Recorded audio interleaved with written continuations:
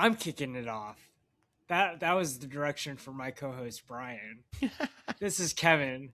It's episode 81 of the Wait for It Seattle podcast. The Terrell Owens episode, although he's not a Seattle sports legend. You just blew that completely. What are you talking about? How about Corin Robinson? Wasn't he 81?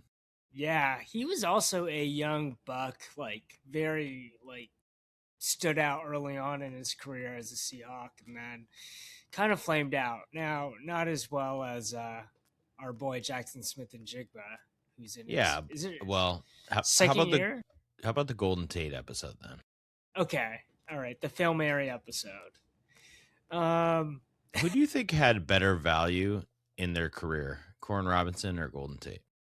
Golden Tate, but you're going to give me some metric right now that tells me it's Corin Robinson, aren't you? So Pro Football Focus has approximate value, and Corin Robinson was a better player. They played the same amount of years for the Seahawks. I would not have told you that. Real quick, Corin Robinson, 294 catches, 4,244 yards, 16 touchdowns. Sorry, that counts all his career, so that's not just the Seahawks. But we've talked about this before in his second year, to your point. He had 78 catches for 1,240 yards. Corin Robinson. Not bad. It's a great year. Bad. Golden Tate, his best year in Seattle, 898 yards. And this was before, both of these seasons were before teams went passing centric in the NFL, or the passing game became a lot more pronounced. And I just don't remember Matt Hasselbeck or Trent Dilfer exactly being the gunslingers. So the point is, it's the Corin Robinson episode. I mean, you can go Nate Burleson. Yeah, O'Day High School. Yep, on TV. Good Morning America. Yeah. Or you can go Eric Saubert, current Seahawk. Let's go Hawks. I've never heard of him. He's a key tight end for us. I'm sorry. Oh, God. You know what? Okay. Go ahead. Well, this is the mailbag episode, and that thankfully there was no questions about Eric Saubert. Brian collected all the questions, whether they were submitted by actual people, AI, myself, or Brian himself. They're not AI. They're mostly my family and some of Dana's counts. And some of Dana's coworkers. So the family text thread was popping. Just like most weeks, Kevin did absolutely nothing except for keep children alive this week. So here we go. I kept children alive and also kept the transfer portal mill alive for the UW Huskies. So, okay. Doing there's a lot of people angry on Twitter about the transfer portal. So they're just and they're angry at me. I had to mute people because are you angry at me or the Huskies? Because I'm just giving you what I've heard. So good. Anyways, let's get into it. All right. I think this is the best question and the most important question and the most pressing question. All right. This is the question you came up with. So yeah. What are the keys to the game for the Seattle Seahawks versus the 49ers? Game 3 between the two rivals, the playoff edition version, the most important game of the year version for both teams. So last time we talked about this, which was not that long ago. In fact, it was the last Seahawk game they played. I highlighted third down percentage, how the Seahawks had the best defense in the NFL on third down, and the 49ers had the best offense. And the Seahawks won that battle. Of course, that's going to be important again, but for whatever reason, it doesn't feel as important this time. And I don't know why I say that. Maybe I just don't want to say the same thing twice, right? It's a playoff game. It sure feels like turnovers are the number one key to this game, especially with Brock Purdy and his tendency to throw interceptions and Sam Darnold and his playoff resume, right?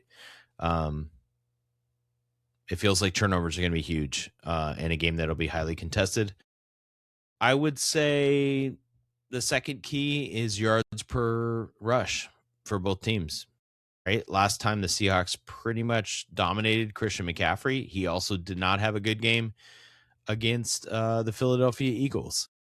The Seahawks ran all over the 49ers, even though it was a 13-3 game. I would say that's number 2. And then number 3, I don't know. What do you think number 3 is? I If you had think to pick number something. 3.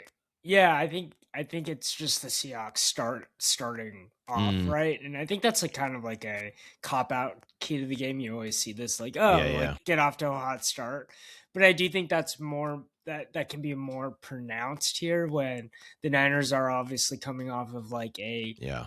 highly contested game on the road against Philadelphia. And then boom, you have to go all the way back to Seattle on a short week against a rival in probably the toughest playoff crowd you're going to get. And Fair. Yeah. by the way, did you see that the Seahawks sent out email notices to their season ticket holders Mm-hmm. telling them to not sell their tickets to Or they might 49ers fans? lose their Or they- tickets to the next. yeah. Yeah. I don't know if that'll work. I think there's going to be 49ers fans there, but I think it'll be a loud Seahawks crowd. And you reminded me that I think the third key will be red zone conversion. Yep. So, the Seahawks won 13-3. And as we all know, watching that game in week 18, it should have been, I would say 23-10 if you're being fair, right? The McCaffrey touchdown or would have been at the end where Logan Thomas intercepts it, but the Seahawks didn't convert. They got to convert touchdowns. So Also, I'm okay with the field goals, though. Oof, looking at I the am not. scores of the past 2 games, I'm like, this is going to be another low-scoring, close game, right? Like, a field goal is a difference between a 15-7, a 15-8 lead and a 18-8 lead, right? Like, I just have a feeling San Francisco's not going to score 3 and that they're going to have. I mean, there's lots of reasons to think the Seahawks could have the same dominant defensive performance, but I don't know. Shanahan's good. I still think Purdy's good. And Christian McCaffrey is good. Yeah, is he going to really be as like that defense right? Was against them Yeah. the last 2 weeks ago or whatever. So let's say the Niners score 2 touchdowns and then you throw some field goals on that Seahawks are going to have scored touchdowns. Yeah. So, in fairness, the Seahawks defense gives up about, under 17 points per game. So maybe that's a lot for the Niners, and maybe I'm giving him too much credit without George Kittle, especially. I hope so. I hope the Seahawks go out and just absolutely dominate them and make them embarrassed. Yeah. I got a mailbag question for you that came in for my head. Oh. If you were at Lumen Is it what Field, jersey am I wearing? Oh. No. Are you wearing a Russell Wilson jersey? Heck yeah, baby. Yeah. I'm already at that point where Russ is back. Like, to me, the downfall of Russ and like the sadness of him being in other places. Like if Russ raised the flag, where I was going. I would go awesome. Yeah, this is okay. I would go awesome. So okay, who do you think? All right, I guess I think it's a great topic. Like, who could get the Seahawks the Seahawks fans most pumped up by raising the flag? Like, who is that person? The rumor is it's Pete Carroll. That is the rumor. That's the rumor. Okay, and I think he's number 1. He's number 1. Okay. Yeah, I mean, and it kind of goes to my point about Russ, although it's been more time. Like, did I want to see Pete Carroll be awesome in Las Vegas this year? Not really, because once they go away, for me, I'm not really rooting for them on another team. But I'm always like, come on back, and I'm going to cheer for you. Like, no problem. Even if you're Ken Griffey Jr., 50 pounds heavier with a slower swing.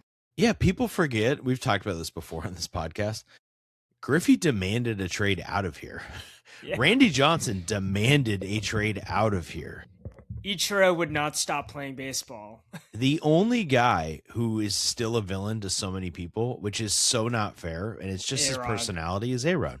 Yeah. And all he did was take money that was ridiculously awesome for him. And now we don't get mad at people when they take money. We get mad at the team for not ponying up. And it just was the wrong era for A-Rod.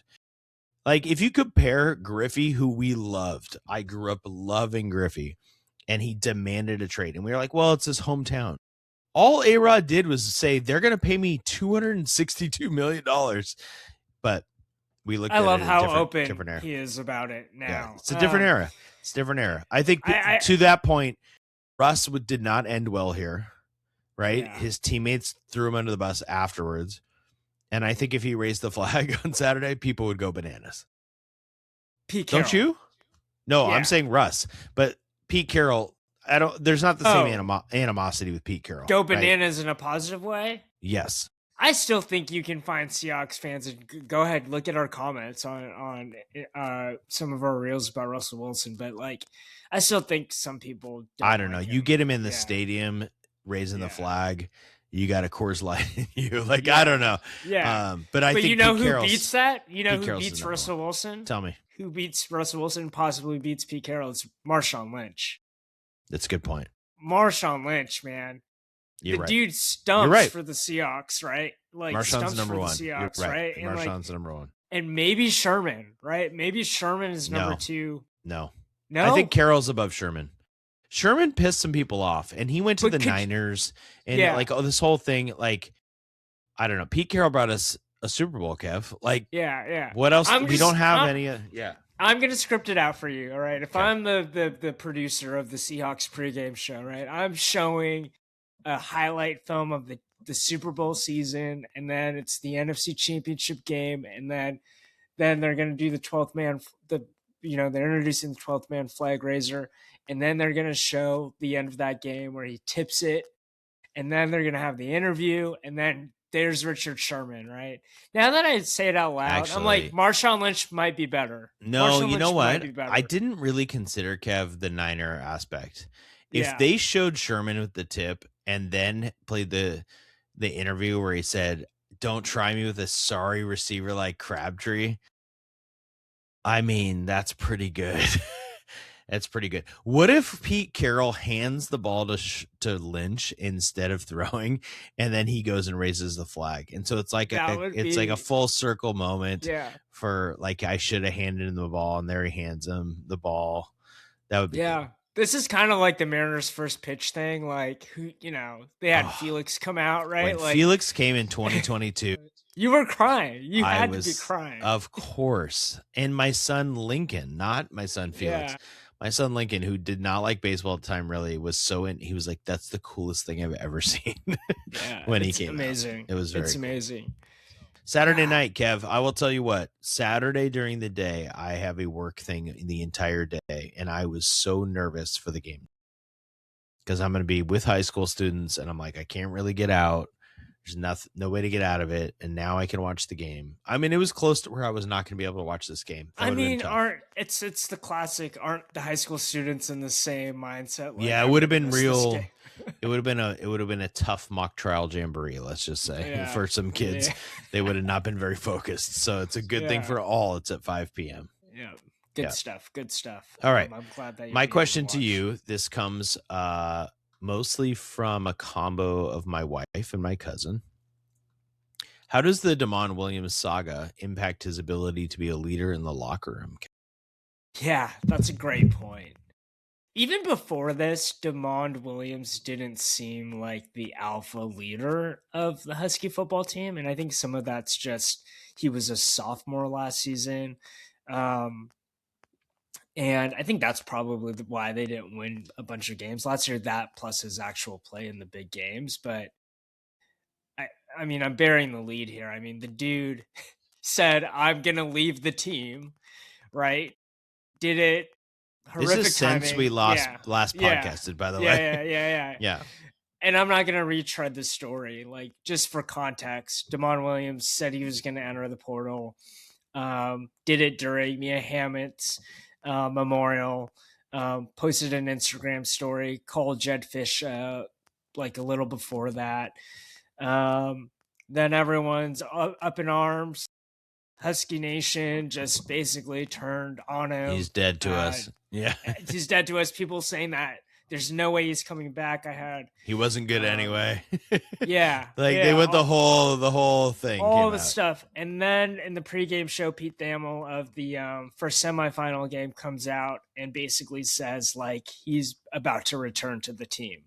And Jed Fish had a press. In fairness, real quick, in between, UW said, we're going to hold him to this contract. He signed it. And then the question was, can they? And I Yes. read so many things. Some people were like, "Yep, they can hold him, but it's bad. It's a bad look." I heard people say, in college you can get paid out for it, but you can't actually hold them to it. Yeah. And UW may be a test case for the rest of college football, and that maybe you can. Yeah. I mean, so It's I, wild. yeah, again, all views are my own. All Yeah. right. Not of my employer. And I'm not We're saying not that I talking as a know. lawyer. Yeah. Yeah. Yeah. Yeah. Yeah. But as someone that litigates contractual disputes, um, it was amazing to me that a lot of people are very confident talking about a contract that they've never seen. And I Right. think that's Fair the point. number one point, right? So like Yeah. what I was paying attention to was what was being leaked to the media, because Yeah. that was obviously like the athletic department like saying like these clauses exist in this type of contract, right? There's a template Big Ten contract. Um, and I think the big thing was like the buyout, right? And then the Right. effect that would have on um, what we think of the cap or the revenue share cap, right? So, like, first of all, like, Damon Williams is whatever team he goes to will have to pay. There's a report Ross Dellinger at Yahoo Sports said basically you're going to be paying $4 million. On top of that, you have to go pay UW four Right. million, right? Right. And so, who wants to be in the hole like that? Now we And, can say confidently, we won't say anything where we got it, whatever, but there's some sources that the UW number of 4 million is pretty accurate, and that there was a $5 to $6 million offer for him that we can confidently say was happening. I don't think we can say where it was. A lot of people think LSU. I don't have the sources Kev has, so I'm not going to ask him to say whether that's true or not. We're not going to report that. It's just that there was a $5 to $6 million offer, and that somebody was advising Damon incorrectly here, or advising him in a way that, this is my speculation. Again, Kevin has not talked to me about this, because Kevin does talk to people. I would guess he was being advised in a way that maybe he doesn't even want, right? If I want to give him the benefit of the doubt, like, I don't know that means he for sure wants to be a UW versus somewhere else, but somebody wants him to go get a bigger bag or something, like there's yeah, more out there.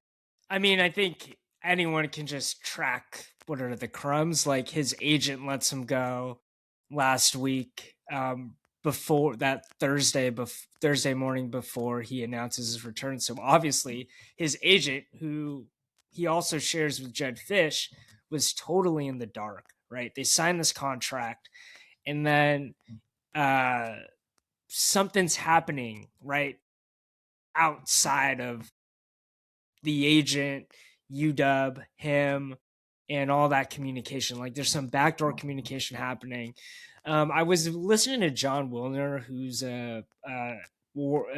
covers college football, and he brought up a good point about how if he was going to go to LSU, which was the main rumored team, like there had to be some talk between the commissioners of the SEC and the Big Ten, like, hey, if we let this happen, like Yeah. everything falls apart. Yeah. Like Which it already everything. Like, what's the point of the portal, right? What's the point of these contracts that we're signing, like, or these kids are signing? Like, Right. it just all blows up, and it's already kind of falling apart. yeah, Anyway, yeah, right? yeah. Let's get back to the question really quick, The which is actual fine. question? Well, Yeah. and because I think it's interesting. Yeah. Jed Fish, actually, the Seattle Times article came out tonight, and Jed Fish said that Damon is going to meet with the UW women's soccer team soon, Yeah. and sort of give him his apology. He's going to have to do some more press and some public work, and he acknowledges it might be difficult. Here's what I would say, being around high school athletes a little bit, some college athletes, and just sort of the mentality. I think as fans, especially some of us that are older, we have this view of like, you never go to the rival. There's loyalty to the brand or the school. that I don't think actually exists in the way that we wish it would, right? And so this is a random example, but I remember when Johnny Damon went from the Red Sox and that team that was so awesome and broke the curse, and then went to the Yankees. And it was like, how could Johnny Damon do this? And that's professional sports, right? But now, I mean, there's so many guys that go to Oregon and Washington. I mean, we just signed a running back from Oregon who left the team during their before they played their game. He was it's just a different world. Yeah. And being around high school athletes and even younger, right? To go to the theme of Kev asked Brian about youth sports, people are switching AAU teams and club soccer teams and everything all the time. And I don't see young people hold it against their friends or teammates, right? They're very much more like, do what's best for you. It's all good. This is a generalization, but I see it in high school. Kids transfer and there's like, I've asked kids, I'm like, isn't that weird? They're like, I'm not mad at them. I still talk to them. We're friends. I say that all to say, I don't think the way people are characterizing him having to, quote, win the locker room back. And Jed said this in the article today. It was 48 hours. Like, I just don't think it's going to be as big of a deal to college kids as we as old grumpy guys. I'm not putting you in that, Kev. I'll be the old person here.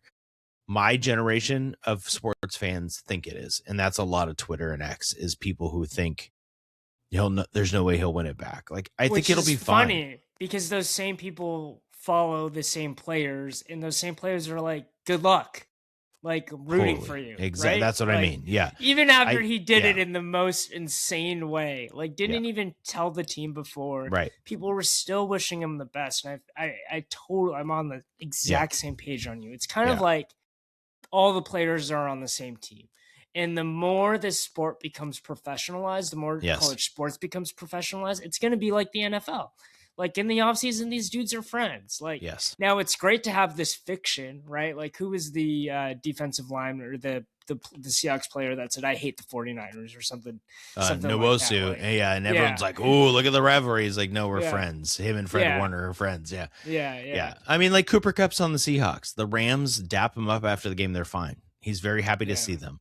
Nobody's like, Cooper Kupp is a traitor. Although Kupp's pretty bad at the Rams because they let him go, right? I mean, you get every once in a while, Aaron Rodgers hates the Bears, right? He's never going to play for the Bears. But it's so rare these days. I mean, you just take your money where you get it. I'm not saying how Damon did any of this was right. Okay. And I think everybody knows that. But I don't think a 22-year-old playing O-line is going to like, I'm not blocking for you. Like, they're just not going to do that. It's not how they think. It's not how any athlete is, I think, anymore, but it's certainly young athletes. They grew up in an atmosphere where their friends are transferring high schools. They're playing for a different 7-on-7 or AU basketball or whatever it is their whole life. They've got different trainers. Like, they're jumping all the time. That's the culture now, and people just don't get it. And it's funny is like there's probably people on X who are criticizing it who have just taken their kid from one club to another because they think it's a better opportunity for their kid, and yet they're out here critiquing and criticizing. So all right. Oh man, it's such a fascinating. What are we like 80 minutes in the mail? Yeah. We got the 2 questions. Okay. Speaking about people not playing for money. Yeah, okay. Are there any Seattle area Olympians heading to Italy for the Olympics? I'm glad you're not asking me this question because I would have no idea. Who do you think in my family asked this question?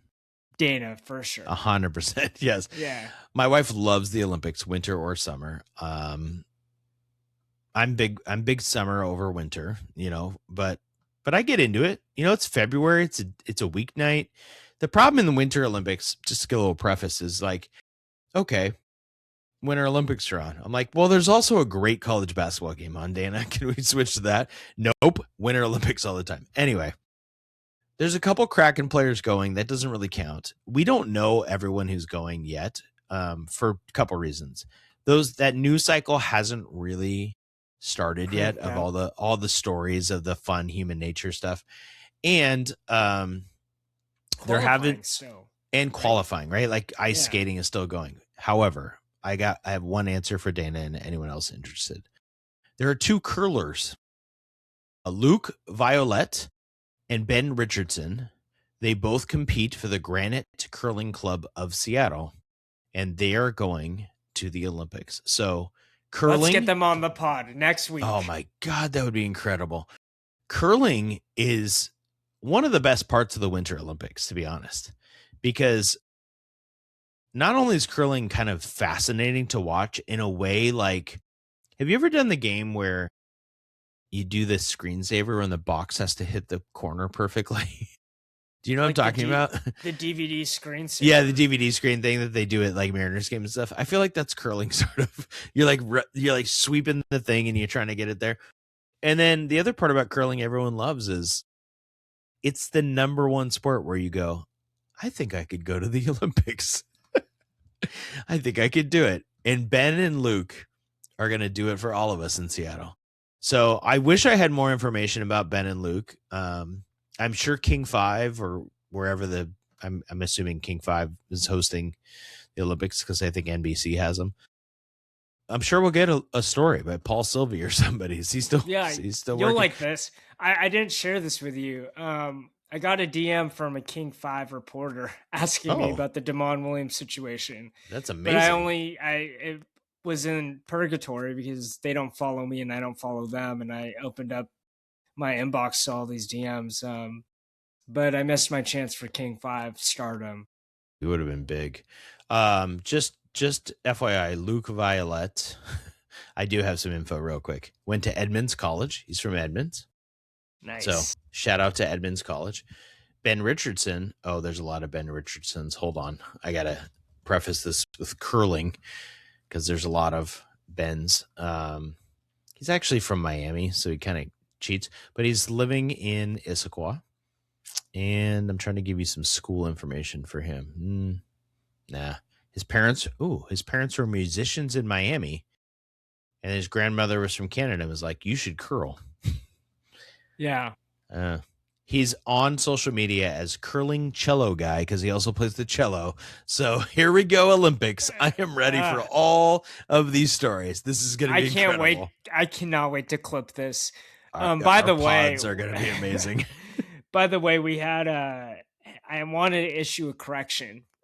Colt Dietrich is how you pronounce his name. He is the transfer offensive lineman. We had his high school classmates give us the correct pronunciation on social media. So did we have that clipped last week? I didn't see it. Sorry. I had it clipped. Oh, yeah. Wow. And I had it clipped. We said it wrong. Okay. Yeah, 4,000 views, man, on Instagram. So. Oh, wow. I'll try to be better this week. Okay, my question for you. This comes from my wonderful mother, Joellen, or Jody. Yeah. She's kind of wrong, but she's not listening. It's fine. She said, you'll know why I said that. UW women's basketball, UW men's basketball, Seattle U, all doing great. Well, Mom, not so much. In fact, we held up this podcast our time because we wanted to watch the Huskies lose to Michigan by 20. The men lost to Michigan by 20. That's not really fair because they were competitive, and Michigan's number 4 in the country. The women, as we talked about, beat Michigan, then decided to lose to Michigan State, which was fine. They're ranked. Then Purdue, not happy, beat Indiana. Thank God.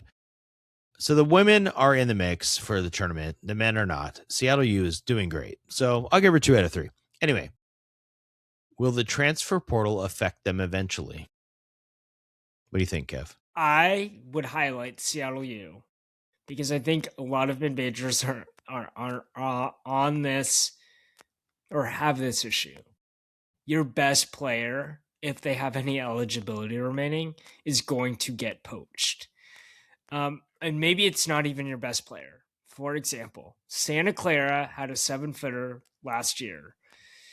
God, why am I forgetting his name? It's something Christoph. What's his first name?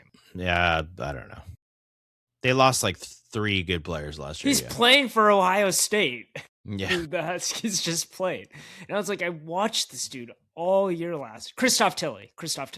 Yes. And he wasn't even that amazing for Santa Clara. But Sure my wasn't. point is this: LU has a dude that's averaging, what is it? I have my note. Will Hembrot. He has 2 years of eligibility left, averaging 13 points per game, 5 rebounds per game. That's good enough to be playing for the Huskies, for example, and to get paid a little more, or to go play at another Power 5, right? That's not Seattle U. And so there goes your second leading scorer in a snap of a finger. And at least the coaches now know that that's the reality, and you kind of just have to play the portal game every year. Yeah, I would say the flip side to that is 3 of their top 4 scorers are transfers. Yep. Right? And Seattle U has done a really good job of identifying, like, they have a couple guys from Gonzaga who didn't play who are in. They had a guy from Grand Canyon. Like their guys from last year who were playing have lost minutes to transfers. If you look at the University of Washington men's team, it's actually kind of problematic how transfer heavy they are. Zoom and Frank are the only ones back. So the transfer portal is a big part of what they do. It's how Danny Sprinkle's been building. This year, a little bit different. He had his best players are freshmen. JJ Maniquit was really good tonight. Steinbach's they're catching up to him a little bit, and he's really bad on defense. But I don't think you're going to see these teams on the men's side build through recruiting and build guys up and roll, right? They're going to be in the transfer portal each year. I think you have to have the right coaching staff to build that way. And Seattle U could do it. The women we've talked about, and I will say this one more time. UW women's team added Avery Howell, elite transfer. They added their big, who's from Russia, that went to Michigan, that I can never say her last name, and I apologize. I'm going to work on it. And she had a great game tonight. They didn't lose anybody in the portal. And they have a culture in which they don't. And the women's game has less transfers than the men's game. There's more players going to a school because they're like, I'm not going to play in the WNBA. Every dude on UW thinks they're playing in the NBA. Desmond Claude, Zoom, they all think they're playing in the NBA, right? By the way, what do you think Desmond Claude did? I don't know, but he's back and he played tonight. That was a weird one. That was weird. But like Chloe Briggs was an awesome high school player. I coached against her. She's like the 9th player on the UW team. I don't want to speak for Chloe Briggs. Come on the pod, Chloe. I don't think she thinks she's going to the WNBA. She probably has an awesome major, awesome friends, and she's like, UW's a great school. I'm not transferring, right? So I think if you want to watch college sports in the way you sort of used to and be with a team that's built up, go watch the UW women's team. I did see today, Kev, and I don't know if this is official, so I don't know if this is fair, but I think it is, that the college basketball announced the transfer portal for basketball will be the day after the title game, and it'll be 15 days, and then it closes. And I think that's an awesome portal. That's what football wants, right? Football wants something like that. So basketball may be on the right track. It's going to have an impact on all teams. Hopefully for the UW women, it just means they keep adding good players and not losing them, but we'll see. Yeah. Okay. Yeah. Okay. Hard transition. What team is most likely to win a championship in Seattle? I'm gonna. This comes from this comes from super listener Jim Pullen. Jim. Yeah, I haven't heard from you in a while. I know he's been working hard and all that stuff. Yeah, he sent a lot of questions, but this is the one I chose, I think. If I was Kevin, I would just pick them all because his predictions for the new year were that the Mariners would win the World Series and the Seahawks would win the Super Bowl. I was feeling really worried about the Husky prediction last week. That was the first thing I thought. I was like, there goes my prediction of them making the That's right, college football playoff. Oh, boy. I mean, okay, let's take the rain out of it because I did say that I thought the rain would win in 2026, right? And can I hold on to that thought about the rain? I have a gripe to make with the Seattle Rain that I'd like to get to. I'd like to get your thoughts on. Let's narrow it down to Husky football, either Husky basketball, Kraken, Seahawks, or Mariners. Not the Sounders. No, I mean, I'm going to go with those sports. I think they're probably the most popular by TV rating. And not the Storm. I don't think the Storm are going to. We can include them. I don't think it's going to be them. I think they're going to rebuild more than they're going to do anything else. If there's a season. All right, continue. Gosh, I'm going to go with the Seahawks. And I don't know if it's this year, and maybe that's not fair because they're already in the second round. I believe in Mike McDonald a lot. And I think their defense is young enough and good enough that they're the next team to win a championship. What would you say? Even if it's not just this year, right? That's what I mean. Yeah, I don't even know that it's this year. I just think that defense is built for a couple years here. Yeah. Now, they got some off-season work to do, right? Like, this is a huge off-season. What happens to Rick Willen? I mean, what happens to Rick Willen, right? Like, yeah, but that's what I mean. Like, they're pretty built, right? So think about it. They've got Darnold. They got JSN. Ken Walker's going to be a decision what to do with, but they have Charbonnet. Their line is set. They signed both their tackles. I don't think the line is like elite, but it's better. They got tight ends ready to roll. Their defense is young for the most part and under contract. There's not that many dudes. Rick Woolen, like you said, right? But you got Eamon Worry and Witherspoon and Murphy and Leonard Williams, Ernest Jones. All these guys are locked up. Yeah. So you add another draft, another free agent class. I don't know. I just think they're in the mix again next year. And I guess the Mariners are also in the mix. And the only reason I'm not picking the Mariners is I'm kind of waiting to see what they do at second or third base right now. And I'm a little nervous about Cole Young and Cole Emerson starting the season as our second and third baseman. So that's what I got. Can I pause and give you my rain rant? I'm going to go public with this because I think it's fair. Public. Go ahead. Okay. I'm a Seattle Reign season ticket holder. Right? I got an email today, as all Reign season ticket holders did. This will be interesting to all listeners, I think. The World Cup's coming to Seattle, as we know. So it's interrupting the Sounders and the Reign season. The Reign are going to move some of their home games to Spokane this year because of the World Cup. They didn't say how many, but they didn't say it was one, right? So already that's interesting.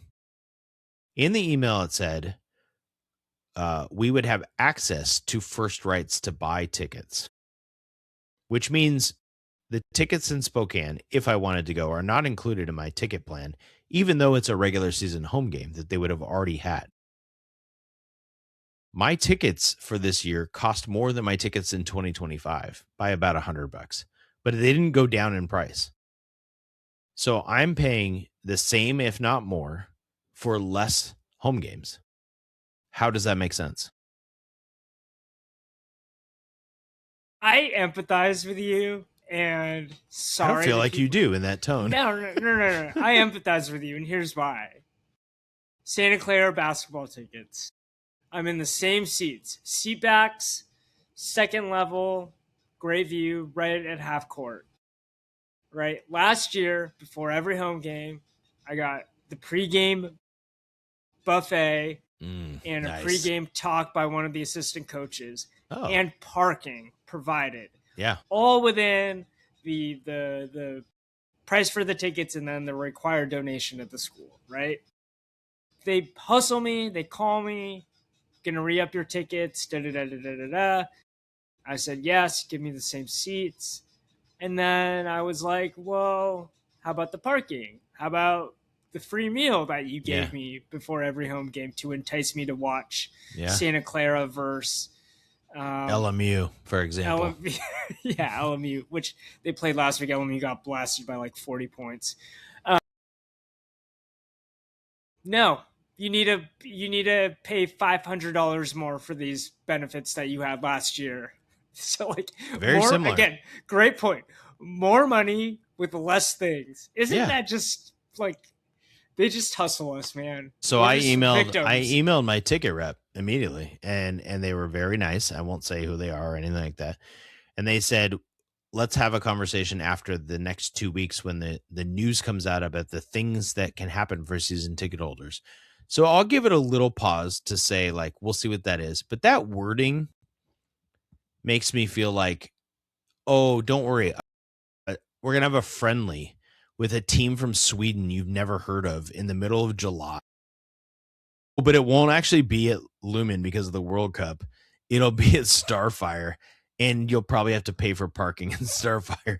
I don't know. I don't. The rain do some things well. I think they really blew this. Here's all they have to do. Hey, you're going to miss 3 home games. Here's the 3 times whatever my tickets are. We'll take the price off. That's it. Yeah. Why can't you do that? Why can't you give Kevin his free parking at Levy Center? What are you doing not giving him parking? I know. Santa Clara is like a high school campus. It's not like the game is selling out. No. Plus, I've gotten free parking. However, I've gone into the restricted section. Some student was like, well, you look like a season ticket holder. Go ahead and park. Yeah. Other times during the Gonzaga game where the line, the Gonzaga is always different. Yeah. Car line is past the wind. Like, yeah. Anyways, Kev, you should use the line. I've done this before. I haven't done this recently. We have a mutual friend in Coach Kelly who has used this line before. I'm taking a night class. And then you just drive past them fast. When it's a student, what are they going to do? It works. I should try that. By the 100%. way, I had this theory that there was one game I went to by myself with JJ. And it was pouring rain, just pouring rain. And I was like, are they really going to make me pull out my phone and check my ticket? I'm like, no one's going to these games. They should just let people walk in. And guess what? They did. They were like, hello, welcome in. Like, didn't even scan my ticket. So what am I paying for? Kev, that's funny. I have a story. Our friend Justin, who listens to our podcast every time. Justin and I have women's tickets at UW. I probably shouldn't say this, but I'm going to say it anyway. It was a different game, let's say, right? And for whatever reason, there was a ticket malfunction, very similarly. And he went in with his wife, Claire, and he's like, the ticket it's not working. I can't load it. And they're like, just go. They're just like, just go in. I'm like, what? What's happening right now? I've had this happen at a UW football game where my ticket wouldn't scan. And it is so crowded and chaotic. Yeah. Like the person that had the issue with my ticket, I was like, all right, let me go on my phone. That person just walked away. Christine, the troublemaker she is, just looks at me. She's like, who cares? Let's just go. So we just walked in. Yeah, Christine. Yeah. There you go. God, this is reminding me. There was a stretch in the year the All-Star game was in Seattle where I was getting free concessions consistently at Mariners games. Yeah. So for people know this probably, I think, in Seattle. I don't know if this is true in other places, Kev, like in the Bay Area. But most of the time at Mariners games, or Seahawks games, it's like a volunteer group doing concessions, or it's somebody who works there who's paid, pretty low. And I don't know what was happening that summer, but there were some angry employees at the organization / whoever was making them be there. And I would go up with my kid and I'd order something and they just start. Obviously, I'm not going to get anyone in trouble because I don't know the person's name. It was just years ago, but they just start throwing stuff. They're like, do you want a Coke? I was like, well, I don't want to pay for a Coke. They're like, no, you don't have to pay for it. We got you. And they're like, do you want red vines? And they just throw them on the tray. And we went away with so much free stuff over and over and over. It was like one particular summer where like the employees were so mad. I don't know what was going on, but it was amazing. Yeah, those are good times. There was something earlier that really, God, how did I start on this tangent? Oh, the rain tickets, right? Yeah. So I was going rain tickets. You went Santa Clara tickets. I had something good related to this, but it's gone. That's okay. It's all right. It's gone now. On that note, should we just move to top 5? I want to do one more question. I think there's let's do it. Sorry. No. Actually, I want to do 2 quick ones. I know that we're going, but here's what I want to ask. Because we haven't talked about it much, and one of Dana's coworkers asked it. She'll probably not listen to the podcast, but that's okay. How is the Seattle Torrent doing? Are they drawing a crowd, hitting financial goals? We can't really answer if they're hitting financial goals. We have no idea. But are they drawing a crowd? How are they doing? What do you got, Kev? Yeah. And I have some info too, so go ahead. I did some research. So here's my answer. In their first regular season game, the Torrent broke the PWHL record drawing 16,000. So that's good. Without any promotion from the Best Seattle Sports Podcast. That's true. So, Kev, let me add this to you for the league in general and the Torrent. They're averaging 11,000 fans per game, which is third in the league behind Montreal and Vancouver. Newer teams, right? Sadly, the New York Sirens, great name, 3,000 fans per game, very different. But even the Sirens and the Boston Fleet, who are at 5,000, are up this year from last year. All attendance in the PWHL is up everywhere. So that's good for the league, good growth. I'm assuming that would help them hit some financial goals. Obviously, the Olympics are going to have a big part in this. The other part about the Torrent that is sad is they're in second. They're tied for last place. So there's a lot of season left, but they're not playing great hockey. So sorry. I heard it's great to go to the game. I haven't been to one yet, but I heard it's fun. Good question. Okay, one more just for fun. One more just for fun. This comes from my brother-in-law, James. Why is Zach Charbonnet getting all the goal line touches and ruining my fantasy team? All right, that one was kind of a joke. Yeah. But I do think it's weird. I have a conspiracy theory that they don't want to pay Ken Walker for a new contract. That is... Or they want him at a reduced rate or something. Yeah. Do you think that conspiracy theory is more true than the theory that the 49ers players all get injured because they're next to an electromagnetic plant? That's a good one. That one is wild. That one hit the Bill Simmons podcast this week, and he's like, they're gonna go to Seattle early. They're gonna be so happy to get out of there. Like, I think it's already been proven not to be true. Okay. But if you're a true conspiracy theorist, you would say, well, of course somebody's covering this up. Yeah. I don't have a good answer for why Ken Walker doesn't get goal line touches. I don't think he's like a not physical running back. Yeah. Really. Do you have the impression like he can't take a hit or he wouldn't get yeah. I think he's just kind of bouncy. That's kind of he is bouncy and he kind of slides out, and maybe they just want the north-south running. But if you had Ken Walker in your fantasy team, it wasn't great. Okay, one more. Sorry, Kev. I'm killing you. But I think this is these are because they're interesting and we've never talked about them. That's why I want to do it. How's the Kraken move from Root Sportsman going? I thought this was an interesting question. Again, Jim, nice job. Yeah, I have no idea. So all I know is that Root Sports got destroyed. Yeah. But the Kraken have been on not Root Sports for 2 seasons now. No, they were on Root last year. So I think it's this year. Oof, now you got me second guessing myself. But they went to the Kraken Hockey Network, right? Which is through, it's like they're producing their own thing. I guess you're right. It has been 2 years, but I have some information from last year as that transition. And again, this is tough because Amazon doesn't release information. They just tell you how awesome something is, right? But there's 2 benefits. We got the local channel like Kong showing games. I think they're still doing that. And then Amazon showing all the games. I watch them all on Amazon. I will tell you the production value is better. The Kraken Hockey Network, the production value is better. The pre and post game's better. Everything's better. And apparently, according to the Kraken, they're averaging way more viewers. Last year, it was like 50,000 viewers versus 13,000 on Root. So there you go. More people have laptops than cable TV. I think that's talk about young versus old people. Yeah. All right, let's do top 5. I got a great one for you. I think you'll like this. Let's start with a good one, and I'll just finish with the crappy one. Yeah. Christian don't agree with that. Christian Volp's jersey was retired over the weekend. And Della Schrumpf had an awesome German basketball player commercial. I posted it on X. You should go watch it. So, and the Huskies have this great freshman named Hannes Steinbach, who's averaging a double-double and is on most first-round NBA draft big boards.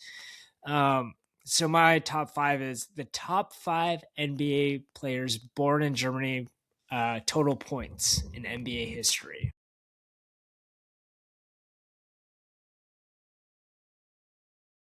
Dirk Nowitzki.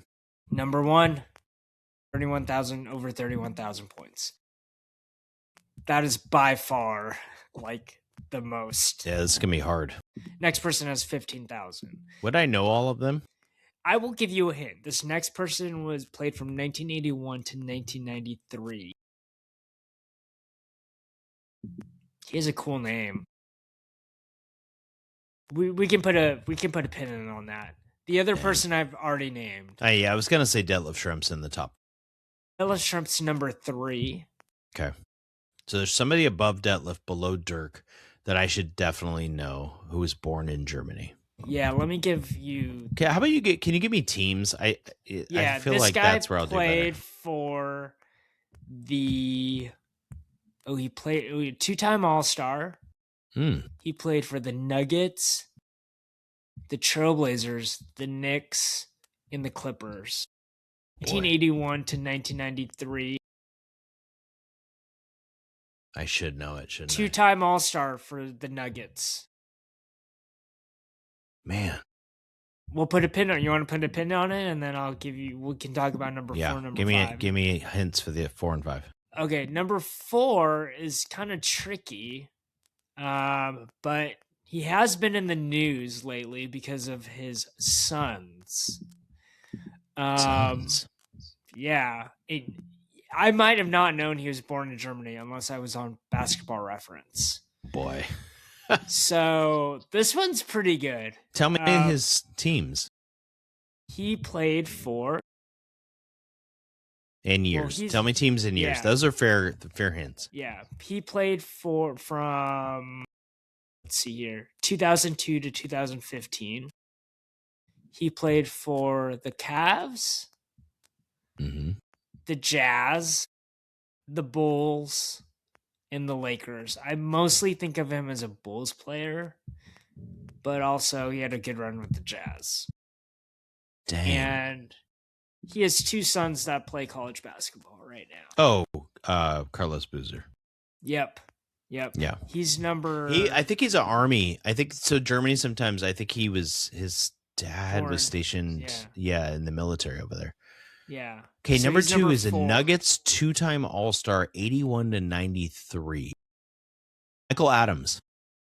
No, strike 1. Do you want me to give you a hint? His first initial is K. Kiki Vandeweghe. Yeah, there you go. Number 2. Wow, that's pretty good. I've never heard of that player. He was really good. Yeah. Okay, number 5. Give me hints. Current player. Starred for the German national team in the last Franz Olympics. Wagner? No, he's a guard. Oh, Dennis Schroeder. There you go. So those are your top 5. How'd you like that? That's good. That's a good one. I like that. Yeah. Okay. Mine for you. Bradley was born in Germany. Anyways, go ahead. He's also Army. Mormon He's number Army. 6. Wow. Dennis Schroeder. Good for him. Okay. Can you give me the best 5 Seahawks defense performances against rushing yards in playoff history? Oh, that's hard. Yeah. So what we have to do is basically think of the best 5 playoff games. I don't know. This way, I wasn't sure this was a great top 5 because it's kind of random. But I'm thinking of the Niners game, and like we're gonna have to stop McCaffrey, and so I kind of got into like, here we can either do that or you can do the top 5 individual rushing performances by a Seahawk in playoff history. That's more fun, probably. Yeah, let's do that one. Okay. Now this one's harder to find, so somebody might correct me.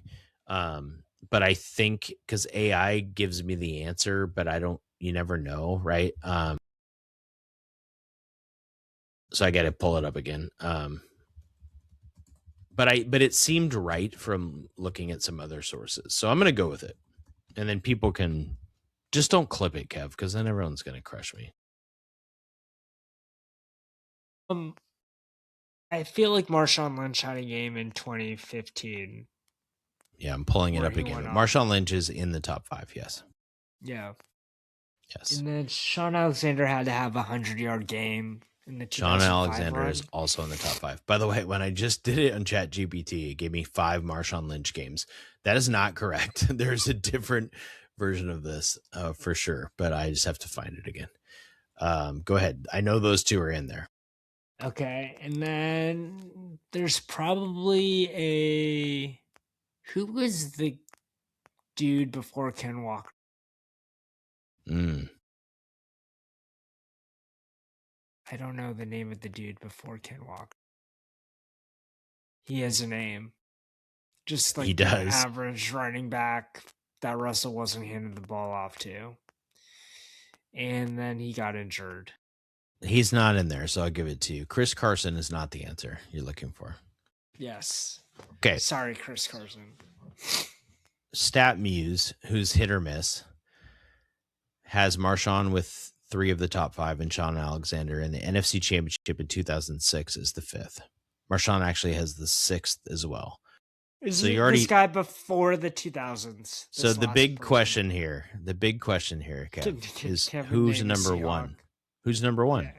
So Marshawn's 2, 3, 4, and 6. Sean Alexander's 5. There's somebody who has the best one of all time in Seahawks history for a single rushing game. I doubt Ken Walker is going to beat this against the Niners, but we'll see. It is in an era you would have been watching Seahawk football. Is it Ricky Waters? Nope, that's a good guess. That's strike 1. I'm going to give you 1 strike because you didn't really guess Chris Carson. I'm not going to give it to you. Yeah. I'm going to give you the year because this will be fun for people playing along. The year is 2017. It was a wild card game against the Lions. Oh my God. Which the Seahawks won. Actually, I don't know. This guy had 27 carries and he averaged 6 yards per carry. He had 161 rushing yards against the Lions. Oh man, this is going to kill me. He was a fun running back. He was enjoyable to watch. God. I hate this. Is it? It's not Michael. I just need the first name. If I give you the first name. Yeah, it gives away the cart. Yeah. I gave you 2017 Lions. I'm not going to get it. Thomas Rawls. That's who it was. Oh, that's pretty good. That is good. That is good. Yeah. Here we go. Top 5. Wow. So when we meet, we'll either be eulogizing the Seahawks next week, or we will. God. You're gonna have to start watching hockey, Kev. Yeah. Or the Mariners will have to make a move, or we're gonna run out of things to talk about. Okay, let's do a bonus top 5 to leave today. Name 5 Kraken players. Oh my God. You're really I'm going to cut this. I have no idea. There's no way. This is my point. Don't cut it. You just need to start watching the hockey. Kraken are playing well. They're in a playoff spot. Okay. We need something to talk about. Also, I need to find a way to watch them because as you're talking about Amazon Prime. Oh, it's it won't local, let me though. because I'm not in Seattle. Yeah. You have to watch Sharks games. Which is not too bad. Looks like you're getting the NHL. That's true. The Sharks actually have a player. Yeah. It's amazing. You got to get the NHL package, whatever that is. And then explain to Christine why you're paying for it. Yeah. All right. Well, see everyone next week. Hopefully we're not talking 75% about the Kraken, but who knows? Let's hope not. Not yet. All right. See you next week.